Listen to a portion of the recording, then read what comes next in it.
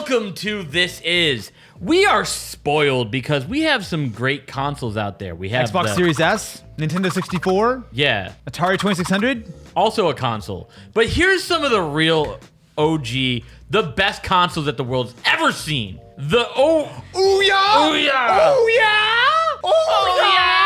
The OUYA was a $99 micro console launched very famously on Kickstarter. Back in the days where the PS4 and the Xbox One were very new. Now, all games were initially meant to be free to play. However, a lot of them did have paid elements, but the problem was that as they had this massive backlog of OUYAs to sell, they got a little trigger happy and started selling them to consumers before Kickstarter backers got their consoles, which upset a lot of people. That plus the fact that the general shovelware quality of a lot of the games, and the fact that it inevitably ran out of business, Razer scooped up their assets and then kept the store around for a few years. The OUYA was wild. I have here's the thing though, the most fun game to play with this was a drinking game. What you did is you drank every time you saw the word OUYA written on this thing, because it's all over it. Even the buttons are OUYA. Did you ever try the controller? No. The controller was horrible. Is it? It is the cheapest controller you will almost ever... Like, it makes Mad Catz look good. Someone's actually recreated the old OUYA store. You just have to load up like a config file,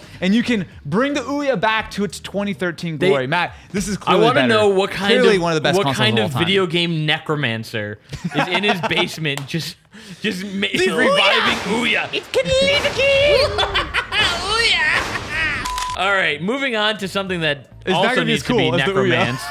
The Apple Bandai Pippin. Let's go. The Pippin Power Player from 1996. So this was in the dark ages of Apple. The 90s were a time where they slapped that Apple logo on anything. The Pippin was, I think, their approach so that Apple and Bandai could join forces. And the problem was that it was expensive and not very good. This was largely a Mac, right? So they took a PowerPC based Mac of the time and they console-ified it. With the banana controller. Banana is the most ergonomic controller you can hold. Do I need to feel emotion about holding a banana? Yeah, hold a banana. What's the banana emotion? Hold a banana and tell me that's not how you feel playing the game. Because this was the dark ages when Steve Jobs wasn't here. Steve Jobs was gone. Yep. And boy, oh boy, Mr. Pepsi was just slapping that Apple logo. Mr. Pepsi? Is that his real name? John Scully was the CEO of Pepsi and then moved to Apple. Okay. Moving on to the next one. The Phantom. Wait, this was not a real thing. This doesn't count. This is a 2003 clickbait scam. This was built as the first on-demand direct download game service that did not use discs or cartridges. This is an idea that I would argue was about 20 years ahead of its time. So there are only two known models of this, of the first-gen prototype, one of which was actually publicly destroyed because there was a defamation lawsuit with the Phantom company. Would you say that this console was a Phantom? Here's the thing. There's like a little bit of a trend, I think, and that companies who make up vaporware are very litigious and love to throw around words like defamation, assassination of character, and lawsuit, baby.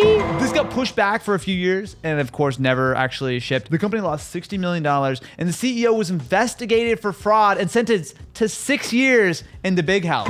Thank you very much to Harry's for sponsoring today's video. Straight out of Germany, their premium blades with flex hinge and precision trimmer get you that close, comfy shave every single time. And thank God, because no one wants to sit through another Austin mustache artist. 50% recycled, super grippy, two-tone with a number of bespoke color options, including ocean, sage, ember, chrome. They probably make a matte color if you ask them hard enough. I'm matte. What's the matte color? Orange, which I got right here. Oh, okay. I got that one for myself. That was easy. Yes. Preventing mustache crimes has never been more affordable. If you go to harrys.com/thisis, and you can redeem your own starter set for only $5. It comes with a 5-blade razor, weighted handle, blade cover, and sensitive skin-safe shave gel with aloe. Okay, I'm offended. Did you call it mustache crimes? If you would like to accurately manage your facial hair to the best of your abilities, make sure to go visit harrys.com/thisis. So check out the link in the description, and huge shout out to Harry's for sponsoring this video. And sponsoring my face. Quite literally. The Commodore 64 console. Most people know the Commodore 64 was the all-in-one system that had the nice keyboard, everything in the back. Yeah, it's great. This was that minus the keyboard. Is this like the Wii Mini of the Commodore 64 era? The best thing about this thing was the joystick, which was called the Cheetah Annihilator. 28 whole games. 9 of them were non-ports. So only 9 real games. So this was a worse version of the Commodore 64 Yep. that didn't sell well. That came out all the way in 1990, way past the era in which this would have potentially been good. Like, this makes no sense. But you could have had Yep. the Cheetah Annihilator. The Sega Dreamcast. I got a little excited. Look, the Dreamcast gets me excited, and I'm not If we're ashamed to talking admit about S tier, Crazy Taxi, Yep. Crazy Taxi 2, Yep. Go ahead. Shenmue? Virtua Fighter? I kind of stopped at Crazy Taxi 2, but Daytona? The Dreamcast had a lot going for it. It actually had a modem, which was very impressive for 1999. You also had the GD-ROM. we've mentioned this a couple times with the Dreamcast, is they just use CDs for their discs. No, they were GD-ROMs, which Whatever. were technically bigger than CDs, Matt. There was no like copyright protection on it. So they were different, though. Every It's person slightly I know bigger. who had a Dreamcast, we just burned CD like all the games. On top of that, EA famously didn't really Yeah. support the Dreamcast, and the PS2, GameCube, and Xbox obliterated the Dreamcast. The Sega Dreamcast was, I miss that more than most of my relatives. It needs to come back, just like the Phantom. But the Nokia N-GAGE, it's taco time, baby! So this thing was released in 2003 and sold for $300, which is the equivalent to about $450 in today money. Matt, I'm just going to ask you this question. I already know the answer. Yep. Tell me about your experience with the N-GAGE as an owner of an N-GAGE in its time. I had one game for it. I bought it at a pawn shop. Yep. I never had the phone functionality for it. You never tacoed? This was a shittier version of a Game Boy Advance that tried to be a PlayStation 2. Well, no.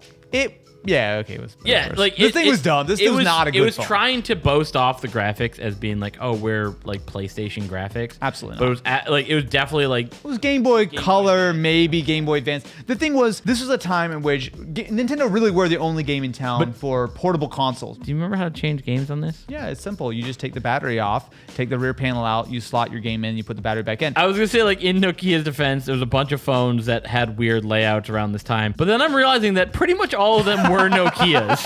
The NEOGEO CD. I forgot that this was a thing. Now, the NEOGEO CD came out a solid 2 years later in the United States compared to Japan. Surprisingly, Matt, I'm going to let you on a little secret. It was called the NEOGEO CD because it used CDs instead of cartridges. What?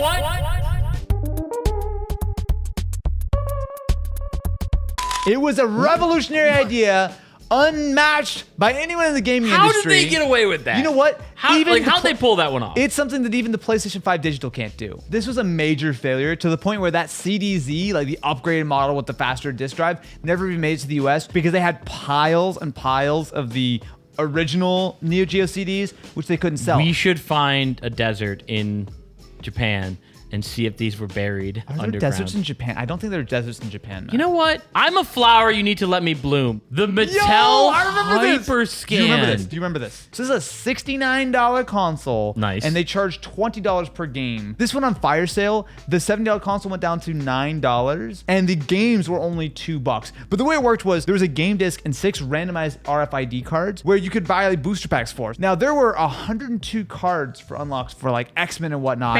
But the problem was half of them were canceled. So a bunch of the games you couldn't unlock because they like stopped making it before they actually came out. This thing was like a okay idea, and almost immediately Mattel were like, oh wait, this is terrible, and they just canceled the whole thing. I legitimately remember watching the ads for this and thinking, whoa, that looks so cool. X-Men on my console? What? The Phillips CDi. Now, Matt, this is famous. I remember this one. Let me cast you back to 1990. A glorious time.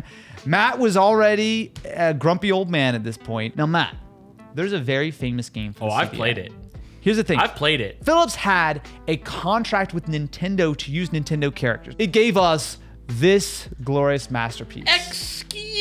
Excuse me, princess. The CDI, I think, has to go down as one of the biggest failures of any game console of all time. And yet it gave us this gem, which Aaron is going to play now. I can't wait to bomb some Dodongo. Wait, can I have my hand? My hand? I need a hand. Okay, so Matt's Nintendo, I'm Phillips, and this is Sony. Now, everyone was trying to do something with Nintendo. I feel like we have to blur this. Unfortunately, Sony got kicked out and they had to do a PlayStation thing, and Phillips and Nintendo did this, and then they just gave up. I was just gonna say it was the afterbirth, but what? That's so much worse than what I said. The 90s were a weird time. A lot of things happened that are not every okay company today. was in bed together, and sometimes a toe. The PS Vita. We're gonna Are get a you lot. serious right now? I don't think this was a commercial failure as much as it was Sony did nothing with this. What? Wait. Take that back right now. No, Take that back right now, Matt. No. Rewind your memory of all the things people liked about it. People liked it so much because people were like homebrewing it, modding it. But hold on. The PS Vita had a lot going for it. It had an OLED screen. It had touchscreen front I'm blaming and back. Sony for all of it. It had 2 sticks. Imagine, Matt, playing with 2 sticks instead of 1. This was the ultimate blend between portable gaming and AAA gaming. Sony had a home run. Yeah. All right? And then they squandered it. Well, no, hold on. I think an important thing to consider here They had, is if that they're the playing iPhone blackjack. was the thing. No, the iPhone was the thing here. Sony were playing blackjack. Uh-huh. And on their hand, they got a king Uh-huh. and an ace. But then they're like, you know what? Hit me. The Wii U. The dumbest console I think ever made. Okay, let's just take ourselves back. They sold roughly 17 sextillion Wiis. Blanketed the earth In Wii. That was slightly more than I estimated. It was actually, that's an accurate number. Look it up. Yeah, the Wii dominated to the point where every man, woman, and child on the face of the earth had 6 to 7 Wiis. Nintendo came off of this massive success, and they're like, you know what? We're going to double down. We're going to make the Wii U, which everyone thought was a game console attachment. They realized this was such a failure that they fast-tracked the Switch. But the Wii U was so bad and the Switch is so good that it makes the Wii U a weird curiosity that I think is going to be lost to the sands of time. Weird No one's going to curiosity. think about the Wii U. My nickname in high school. You know what wasn't my nickname in high school? The Sega Saturn. The Saturn was an ambitious console. The problem was this was at a time in which multiple CPUs or CPU cores or whatever you want to call them, those physical separate CPUs on this, were really difficult to work with. Unless a few game developers really learned and kind of leaned into it, the additional power of the Saturn wasn't helpful. And it was expensive, and it was complicated to build, and it was, yes, successful at first, much like the Wii U did sell out on its first day, but then the second day everyone was like, Wii what? It didn't even fully lean into 3D because it had a lot of 2D stuff. It was completely squashed by the N64 and by the PS1. It came out in the US, but they kind of rushed the launch. This is just one of those things where technically it was very ambitious, but the execution wasn't there. Saturn, bad. Dreamcast, good. Sega, fails. The Virtual Boy. Man, I wish I was in the room when this thing got greenlit. The Virtual Boy, talk about being ahead of its time, was essentially a VR headset. It had stereoscopic 3D graphics. It was maybe only a single color, which was red. Did you ever play this? Absolutely. I mean, not back in the day, but I've played one since. Because you could rent this from Blockbuster Video. So not only could you play a shitty game in shitty 3D, you could also get eye diseases from shoving your face hole into it. Every game person that we know has one of these things sitting in their background. Because they're neat. And every single one of them is sitting off an angle because every Virtual Boy that I've ever seen, the stand has cracked. This is $330 in today monies. It should have been called the Virtual Man. Because this was targeted for an older audience who had I don't want monies. to play Virtual Man. Yeah, well, certainly shouldn't be wanting to play Virtual Boy. Oh, no. No. Why did you give him this? Now we got to hear about LaserDisc. I loved LaserDiscs. Do you ever like the size of vinyl but the complexity of a CD? Then may I offer you the LaserDisc. These dinner plate sized discs held less data than a lot of CDs, were significantly larger, and expensive as hell. The weirdest part about this, to me, was the fact that this was made by Pioneer. It was almost $1,000 back in 1993. Yeah. But it played CDs, console discs, but also had an add-on for Sega or Mega Drive / Genesis games, which is cool. Weird. Yeah, cool, but weird. Honestly, this might be the most obscure console on this entire list. So subscribe, follow, No, and I'll give you that's more. not the outro. That's not the outro. Pause. Can you please make a better outro, Matt? Bailed out last minute. Can you please Everyone knows the larger the better, just like me and Laserdiscs. But if you want to watch more, like, subscribe, follow. We'll catch you in the next one. Bell. And let us know what other consoles you want us to take a look at. I need a LaserActive in my life, apparently.